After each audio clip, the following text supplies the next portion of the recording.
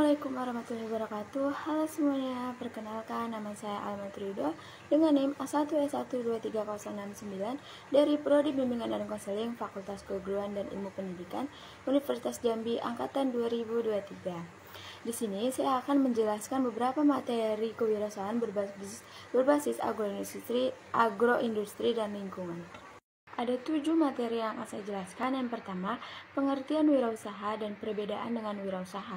Yang kedua, ada perbedaan usaha kecil menengah atau UKM dengan usaha berbasis inovasi atau UBI. Yang ketiga, ada faktor-faktor kesuksesan pengusaha. Yang keempat, ada pentingnya disiplin kerja keras, komitmen, dan kerjasama dalam kewirausahaan. Yang kelima, ada sumber ide dan peluang bisnis. Yang keenam, ada konsep kreativitas, inovasi, invensi, dan hak kekayaan intelektual. Dan yang terakhir, ada rencana bisnis dan model bisnis. Materi yang pertama yaitu pengertian wirausaha dan perbedaan dengan wirausaha. Menurut Richard Cantillon, kewirausahaan adalah sesuatu kegiatan yang dilakukan oleh individu atau kelompok untuk memanfaatkan peluang yang ada dengan cara membeli barang-barang dengan harga yang lebih murah dan menjualnya dengan harga yang lebih tinggi. Nah, menurut Raymond, wirausaha adalah orang yang kreatif dan inovatif serta mampu mewujudkan untuk meningkatkan kesejahteraan diri, masyarakat, dan lingkungannya. Nah, jadi perbedaan wirausaha dan kewirausahaan yaitu wirausaha adalah sosok yang menjalankan usaha, sedangkan wirausaha adalah proses berjalannya suatu bisnis. Nah, jadi lebih singkatnya itu wirausaha adalah sesuatu yang menjalankan bisnis, yaitu tokoh yang mendirikan bisnis tersebut dengan melihat peluang dan mau mengerjakan sebagai suatu kesempatan.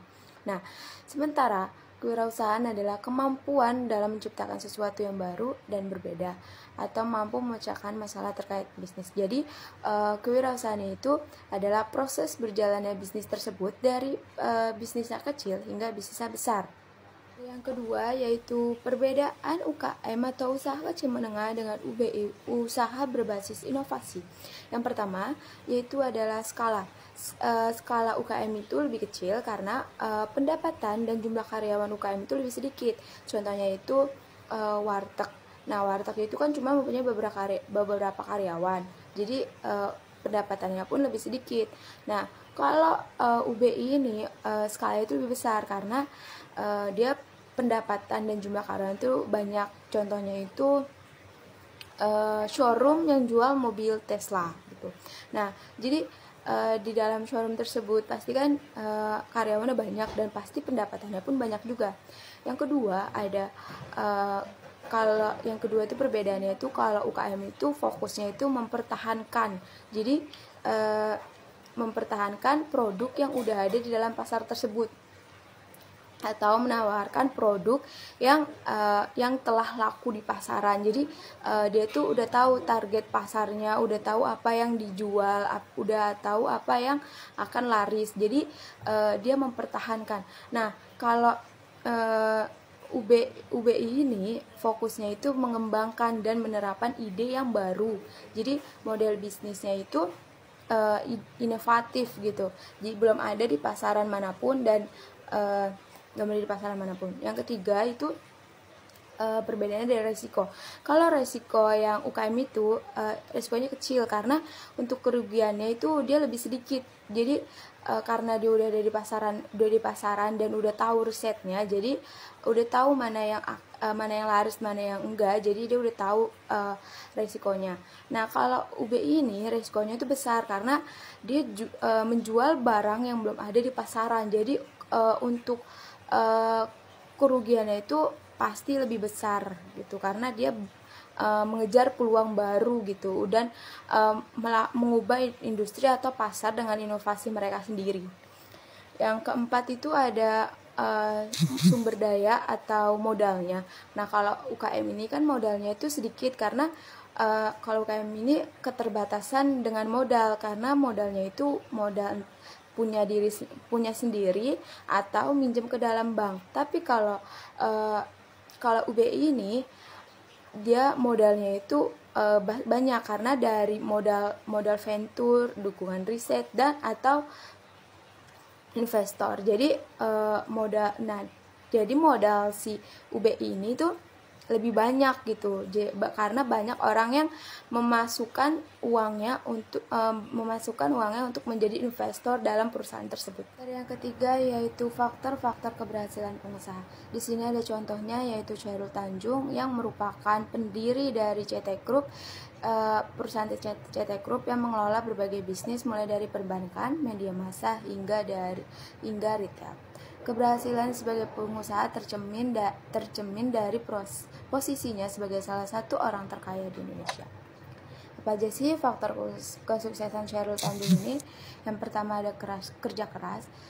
Chairul Tanjung dikenal karena dedikasinya yang tinggi terhadap pekerjaannya. Dia telah bekerja sepanjang hidupnya untuk mencapai kesuksesan yang dicapai di berbagai bidang. Yang kedua ada pantang menyerah. Nah, Chairul Tanjung ini tidak pernah menyerah. Dia terus bertahan untuk berjuang untuk meraih tujuannya. Yang ketiga ada keuletan. Chairul Tanjung dikenal dengan keuletan dan ketekunan dalam mengejar mimpi bisnisnya. Dia tidak hanya memulai satu bisnis, tetapi melanjutkan untuk mengeksplorasi berbagai peluang bisnis yang ada. Yang keempat ada tekad yang kuat. Chairul Tanjung memiliki tekad yang kuat untuk sukses. Dia memiliki visi yang jelas tentang apa yang ingin dicapai dan berusaha mati-matian untuk mewujudkannya. Nah, yang terakhir, faktor keberhasilannya yaitu pendidikan yang beragam. Chairul Tanjung memiliki latar belakang pendidikan yang solid dari Universitas Indonesia yang memberinya landasan yang kuat dalam memahami berbagai aspek bisnis dan ekonomi. Materi yang keempat yaitu karakter pengusaha. Tadi sudah jelas disebutkan faktor-faktor keberhasilan Chairul Tanjung. Sekarang saya akan menjelaskan karakter Chairul Tanjung yang berhasil sukses. Karakter Chairul Tanjung yang pertama ada kerja keras yang sudah dijelaskan tadi. Yang kedua ada disiplin. Nah, Chairul Tanjung membangun bisnisnya menunjukkan bahwa dia memiliki tingkat disiplin yang tinggi dalam menjalankan bisnisnya dan mengelola waktu secara efisien. Yang ketiga ada komitmen. Chairul Tanjung memiliki komitmen yang kuat terhadap visi dan misinya dalam membangun berbagai bisnisnya. Hal ini tercermin dari ketekunan dan ketekatannya terus bertahan dan meraih tujuannya meskipun menghadapi berbagai rintangan. Yang keempat ada kerjasama. Chairul Tanjung memahami pentingnya kerjasama dalam membangun dan mengelola bisnisnya. Kerjasama dengan berbagai pihak, baik internal maupun eksternal, merupakan faktor kunci dalam kesuksesannya tersebut. Kelima yaitu ide bisnis dan peluang bisnis. Untuk menganalisisnya yaitu menggunakan SWOT. SWOT itu singkatannya itu dari SWOT. Nah, S-nya itu strength artinya kekuatan, W-nya itu weakness artinya kelemahan, O-nya itu opportunities atau peluang, yang terakhir T-nya itu threats atau ancaman. Nah, SWOT itu merupakan sebuah kerangka kerja yang biasa digunakan untuk mengevaluasi perusahaan atau produk hal lainnya dalam pengembangan perencanaan yang memiliki sifat strategis. Nah, analisis SWOT ini dapat membantu seseorang untuk mengembangkan bisnisnya. Analisis ini juga sangat penting untuk diri sendiri seperti pengembangan diri dalam dunia bisnis.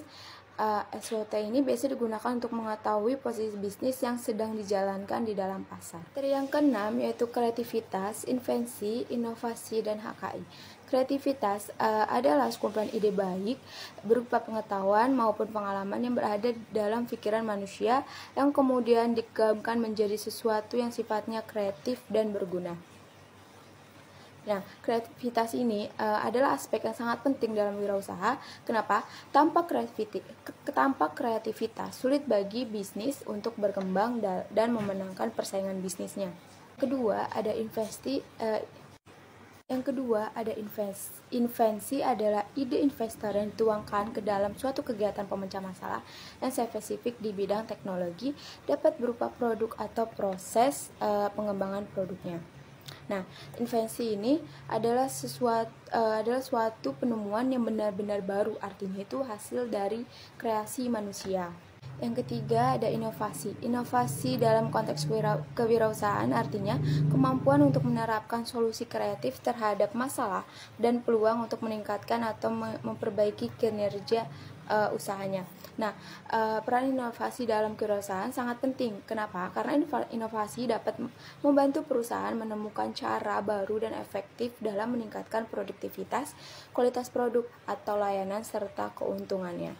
Nah, yang terakhir yaitu ada HKI atau hak kekayaan intelektual.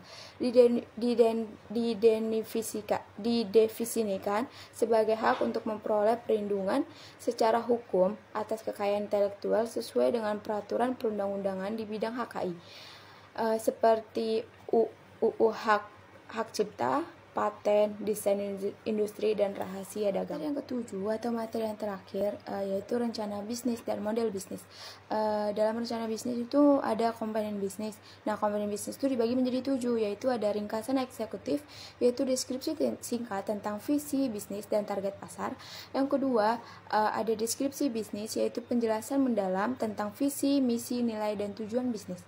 Yang ketiga ada analisis pasar, yaitu evaluasi pasar target, pesaing, peluang, dan ancaman. Yang keempat ada strategi pemasaran, yaitu rencana untuk memasarkan produk atau layanan kepada konsumen target. Yang kelima ada rencana operasional, yaitu rincian tentang bagaimana bisnis akan dijalankan. Nah, contoh rincian itu kayak beli barang di Pulau Jawa dan dikirim ke Pulau Sumatera, itu kan ada biaya pengiriman atau yang disebut ongkir. Nah, itu termasuk ke dalam rencana operasional. Yang keenam ada analisis keuangan, yaitu proyeksi pendapatan, biaya laba, dan aliran kas. Yang ketujuh yaitu resiko pengendalian, yaitu identifikasi resiko yang mungkin akan dihadapi oleh bisnis dan strategi untuk mengelolanya. Nah, model bisnis yaitu langkah-langkah yang dilakukan dalam menentukan perencanaan bisnis dengan memiliki basis model yang tersusun dan sesuai dengan target perusahaan. Maka perusahaan akan lebih mudah dalam melakukan riset pasar dan melihat peluang yang lebih baik. Baiklah, sekian dari saya. Mohon maaf bila ada kesalahan. Saya Wassalamualaikum warahmatullahi wabarakatuh.